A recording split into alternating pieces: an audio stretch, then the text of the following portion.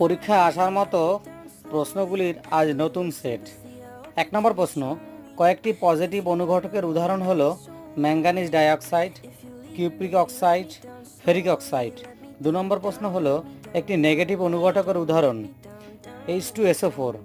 3 নম্বর, O2 gas কে আবিষ্কার করেন? বিজ্ঞানী প্রিস্টলি। 4, হাইড্রোজেন গ্যাস কে আবিষ্কার করেন? বিজ্ঞানী হেনরি ক্যাভেন্ডিশ। 5, জলের স্থায়ী ক্ষরতার কারণ কি?